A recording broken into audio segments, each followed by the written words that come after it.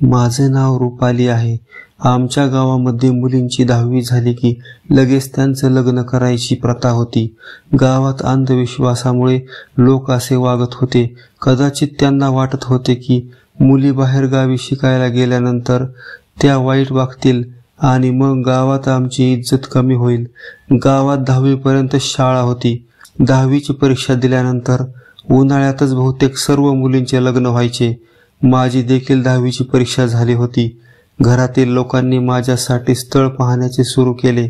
आमच्या घरातील लोकांना व माझ्या आई वडिलांना मुलाच्या कर्तबगारीशी कोणतीही अपेक्षा नव्हती.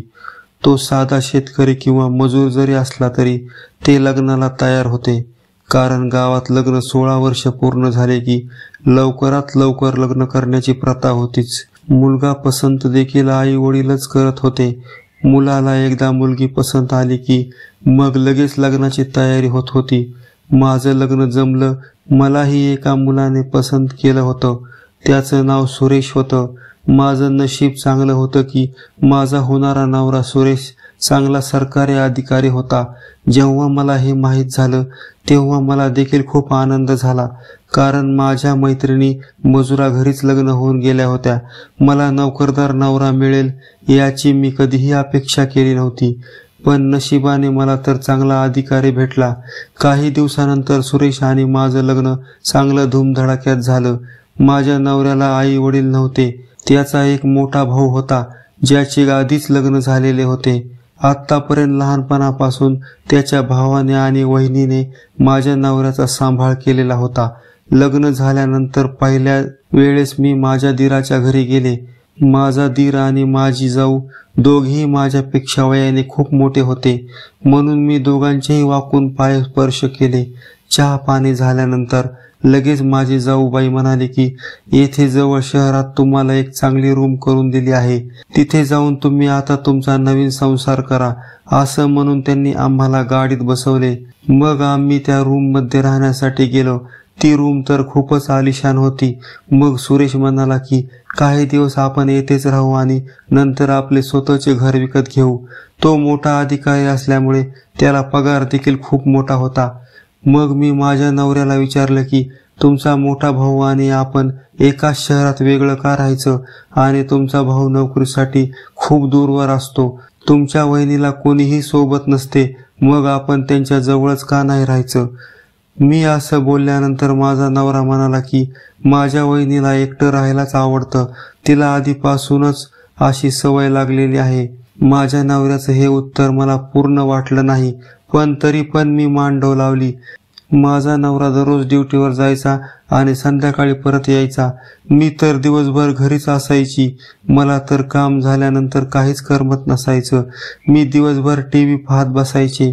रात्री देखील माझा नवरा माझ्या बरोबर झोपायचा, पण मला हात देखील लावत नव्हता. त्याचं असं विचित्र वागणं बघून मला तर खूप अवघड वाटायचं. तो तर माझ्यापेक्षा 7 वर्षांनी मोठा होता. मग त्याला माझ्या भावना कळायला नकोत का. असाच 1 महिना निघून गेला, पण माझा नवरा काही माझ्या जवळ येतच नव्हता, आणि आला तरी तो तितक्याच लवकर माझ्यापासून दूर जायचा. एके दिवशी तर मी चालता चालता पडण्याचं नाटक केलं आणि त्याच्या गळ्यात जाऊन पडले, पण तरी देखील त्याने मला मिठीत घेतलं नाही. मी तर खूपच तरुण आणि सुंदर लुसलुशीत मुलगी होते, तरी देखील माझा नवरा माझ्यापासून दूर राहत होता. तो बोलायचा, गप्पा करायचा, पण मला जे पाहिजे ते त्याच्यापासून मिळतच नव्हतं. लग्न झालं नसतं तर मी कसं बसं ऍडजस्ट केलं असतं, पण आता माझा नवरा असताना मला तर माझं तारुण्य माझ्या ताब्यात ठेवणं अवघड जात होतं. माझं रूप तर चमकदार आणि गोरपान असून देखील माझ्या नवऱ्याचा नजरेत बसत नव्हतं. याचं तर मला खूप दुःख व्हायचं. जसं माझं लग्न झालं होतं तसं मला घरात एक नवीनच वस्तू दिसायची. ती वस्तू म्हणजे लहान मुलाला दूध पाजण्याची चोखणी, म्हणजे लहान मुलांना दूध पाजण्याची बाटली दिसायची. मी तर विचार करायची की घरात तर कोणीच लहान मूल नाही, घरात आम्ही दोघेच नवरा बायको राहतो, मग ही बाटली अशी आमच्या रूम मध्ये रोजच कसे काय. पण मी याकडे लक्ष देत नव्हते. मला तर माझ्या नवऱ्याच्या मनात माझ्याविषयी प्रेम निर्माण करायचं होतं. मला कळत नव्हतं की तो माझ्या बरोबर असा का वागत आहे.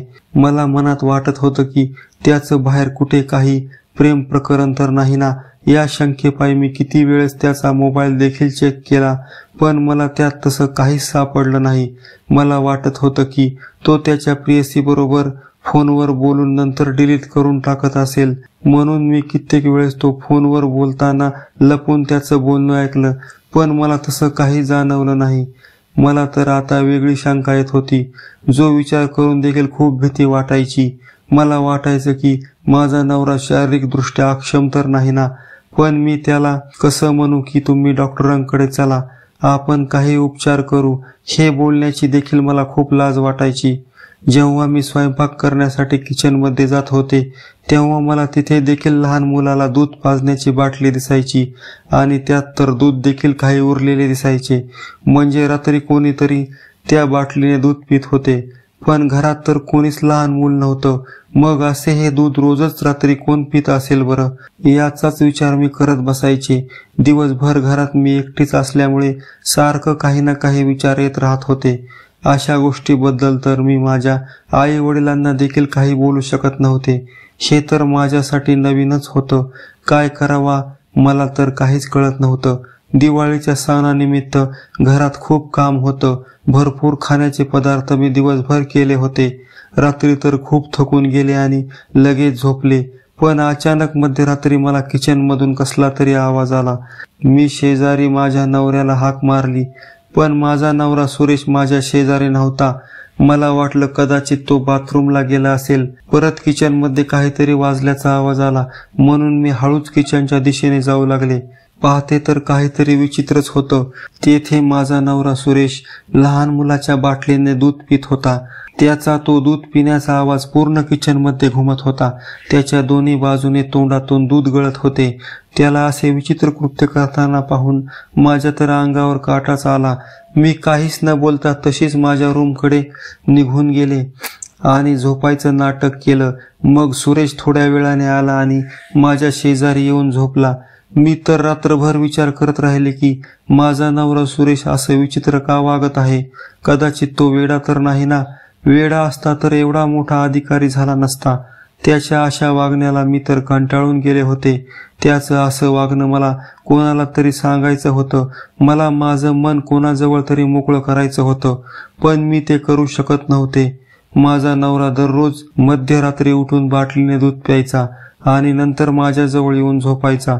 हे काय विचित्र तेच मला समजत नव्हतं. त्याच्या अशा वागण्यामुळे मी दिवसभर खूप चिंतेत राहू लागले.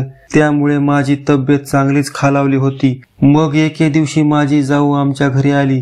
लग्न झाल्यापासून ती मला भेटलीच नव्हती, म्हणून ती मुद्दाम माझं कसं काय चाललंय ते विचारण्यासाठी आली होती. ती मला पाहून म्हणाली की अगं रुपाली, तुझी तब्येत तर खूपच खराब होत आहे. तू काहीतरी टेन्शन घेतेस का काय? मी तिला असं काही नाही म्हणाले, पण तिने माझं तोंड पाहून मन ओळखलं. मग माझी जाऊबाई संगीता मला म्हणाली, तुझ्या मनात काय आहे ते मला सर्व सांग. ते ऐकल्याशिवाय आता मी इथून जाणार नाही. माझी जाऊबाई तर चांगली जिद्दीला पेटली. आता मला खरं काय आहे ते तिला सांगावंच लागणार होतं. मग मी तिला सुरेश रावांबद्दल सर्व काही खरं सांगून टाकलं. माझ्या नवऱ्याबद्दल सर्व काही खरं मी माझ्या जाऊबाईला सांगून टाकलं. हे ऐकून तर तिने देखील डोक्याला हात लावला.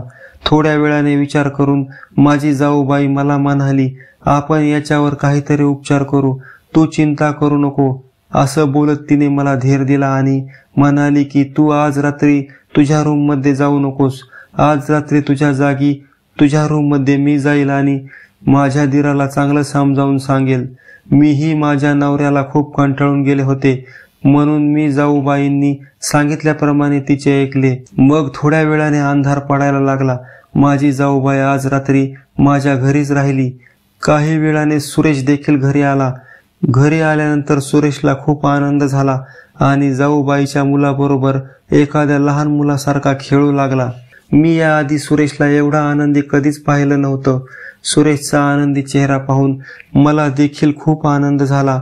नंतर संध्याकाळचे जेवण करून जाऊबाई म्हणाल्याप्रमाणे मी खोलीत जाऊबाईंना पाठवले, जेणेकरून ते माझ्या नवऱ्याला काहीतरी समजावून सांगतील.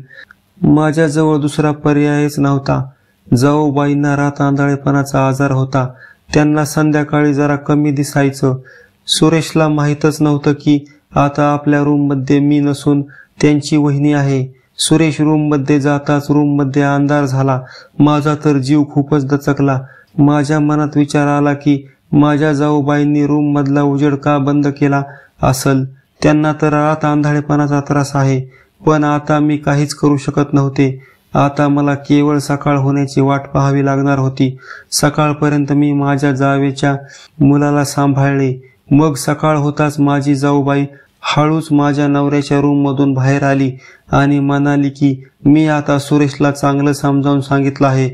आता त्याच्या वागण्यात नक्कीच फरक पडेल. असं म्हणून चहा पाणी घेऊन माझी जाऊबाई त्यांच्या मुलाला घेऊन परतली. मी माझ्या नवऱ्या सुरेशकडे खूप बारीक लक्ष देत होते. सुरेश तर खूपच आनंदित दिसत होता. मला कळत नव्हतं की त्याला एका रात्रीत माझ्या जाऊबाईंनी असं काय केलं की माझा नवरा सुरेश एवढा आनंदी झाला. माझ्या जाऊबाईंकडे असं कोणतं औषध आहे की त्याने माझा नवरा एवढा लवकर दुरुस्त झाला. मग दुसऱ्या दिवशी संध्याकाळी माझा नवरा घरी आला. रात्री त्याने आमच्या रूमची लाईट बंद केली आणि त्यानंतर असे काही घडले की मला यावर विश्वास बसला नाही. मला आजपर्यंत जे काही पाहिजे होते ते त्याने दिले. सुरेशने माझी सर्व इच्छा पूर्ण केली. जेव्हा मी सकाळी उठले तेव्हा मी तर खूपच आनंदात होते, पण माझी छाती खूपच दुखत होती. मग असेच काही दिवस आनंदात गेले, पण माझ्या मनात एक विचार येत होता की एकदा माझ्या जाऊबाईंना विचारून पाहावा की त्यांच्याकडे असे कोणते औषध आहे की त्यांनी माझा नवरा एकाच रात्रीत बरा झाला. तो माझ्या बरोबर चांगलं वागू लागला. म्हणून मी माझ्या जाऊबाईंना फोन लावला आणि विचारले. त्यावर माझ्या जाऊबाईंनी मला काहीच उत्तर दिले नाही. मी कित्येक वेळ त्यांना याबद्दल विचारत होते, पण माझी जाऊ मला काही सांगत नव्हती. मला तर आता माझ्या जाऊबाईवर देखील शंका आली. मला त्यांचा आता खूपच राग आला, कारण मला काहीतरी वेगळंच प्रकरण वाटू लागलं होतं. म्हणून मी रागाने माझ्या जाऊबाईंना त्यांच्या मुलाची शपथ दिली. मी खूपच रागात होते. माझंच मला कळत नव्हतं की मी कशी वागत आहे. मी फोनवर असं बोलल्यानंतर माझ्या जाऊबाईंनी फोन ठेवून दिला आणि थोड्या वेळाने त्या आमच्या घरी आल्या आणि म्हणाल्या की रुपाली, मी तुला आज सर्व काही सत्य सांगते, कारण तू मला माझ्या मुलाची शपथ घातली आहेस. रुपाली, जेव्हा माझा दीर सुरेश लहान होता तेव्हापासून मी त्याला सांभाळत होते.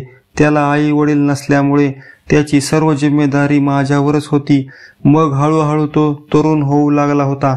त्याला लहानपणापासून आई वडिलांचे कसलेच प्रेम मिळालेले नव्हते. मग मला देखील एक मुलगा झाला. सुरेश त्या मुलाबरोबर दिवसभर खूप खेळायचा आणि मला देखील मदत करायचा. त्या काळी मला रात आंधळेपणाचा त्रास होता, म्हणून मला रात्री सुरेशची खूपच मदत होत होती. दररोज रात्री माझा मुलगा माझ्या छातीचे दूध एवढा प्यायचा की माझी छाती सकाळी खूप दुखत होती आणि मला अशक्तपणा येत होता. पण एके दिवशी माझा रात आंधळेपणाचा आजार बरा झाला आणि मी रात्री पाहिले तर माझ्या पायाखालची जमीनच सरकली. माझ्या समोर एका मोठ्या मुलाचे डोके होते. मी नीट पाहिले तेव्हा तो माझा दीर सुरेश होता. तो माझ्या रात आंधळेपणाचा फायदा घेऊन दररोज रात्री माझ्या छातीचे दूध प्यायचा, पण तो मला कुठेही हात देखील लावत नव्हता. फक्त माझं दूध प्यायचा आणि खोलीतून निघून जायचा. जाऊबाईंच्या तोंडातून असं ऐकल्यानंतर मला खूपच राग आला. माझ्या डोळ्यात राग पाहून परत जाऊबाई म्हणाल्या की तू तसा राग येऊ देऊ नकोस. माझ्या मनात सुरेशविषयी कसलेही पाप नाही. लहानपणापासून त्याला कोणाचेही प्रेम मिळाले नाही, म्हणून तो माझे दूध पिऊन प्रेम मिळवत होता. त्याला समाधान लाभत होतं आणि त्याला तशी सवय लागली. खूप दिवस झाले त्याच्या अशा वागण्यामुळे मी त्याला माझ्यापासून देखील दूर ठेवले, म्हणून त्याच्या खाजगी आयुष्यावर खूपच परिणाम झाला होता. मला माफ कर रुपाली. मी त्या दिवशी रात्रभर सुरेशला माझे दूध पाजले, म्हणून तो बरा झाला आहे, कारण मला तसं करणं भाग होतं. हे असं ऐकून तर मी माझ्या जाऊबाईंच्या 2 कानाखालीच मारल्या, पण तरी देखील जाऊबाई माझ्यावर रागवली नाही. ती म्हणाली की सुरेश आणि तुझ्या संसारासाठी मी तुझा मार देखील सहन करत आहे. तुम्ही दोघेही माझ्यासाठी लहान आहेत. तुमचा संसार सुखाचा होण्यासाठी मी रात्री त्याला दूध पाजलं, पण काही घाबरू नकोस. त्याने अंधारात मला पाहिलं नाही आणि त्याने मला पाहिलं असतं तरी त्याला अजून माहीत नाही की माझा रात आंधळेपणाचा आजार बरा झाला आहे, कारण ही गोष्ट मी त्याला कधीच कळू दिली नाही. आणि तू देखील सांगू नकोस आणि सुखाचा संसार कर. असं बोलून माझी जाऊबाई आमच्या घरातून निघून गेली आणि परत कधीच आली नाही. मी कित्येक वेळेस तिला बोलावले, पण तरी देखील ती आमच्या घरी आलीच नाही. मला त्यांची माफी मागायची होती. आता माझा नवरा सुरेश माझ्याबरोबर खूप चांगलं राहू लागला. काही दिवसांनी आम्हाला एक गोंडस मुलगी देखील झाली, पण तरी देखील माझी जाऊ आमच्या घरी आली नाही. मला माझ्या विचार करण्याचा खूपच पश्चाताप झाला. माझा नवरा तर बरा झाला होता. मी माझ्या जाऊबाईंना औषधाबद्दल विचारायला नव्हतं पाहिजे. जर नसतं विचारलं तर आमच्या नात्यात असा दुरावा कधीच पडला नसता. झाकली मूठ 1.25 लाखाची. काही नाती अशीच असतात. काही गोष्टी न बोललेल्याच बऱ्या असतात, कारण बोलल्यानंतर संबंध तुटण्याची शक्यता असते. माझ्या मित्र आणि मैत्रिणींनो, तुम्हाला ही कथा कशी वाटली? आवडली तर लाईक करा, शेअर करा आणि आमच्या मराठी स्टोरी चॅनलला सबस्क्राईब करा. धन्यवाद मित्रांनो.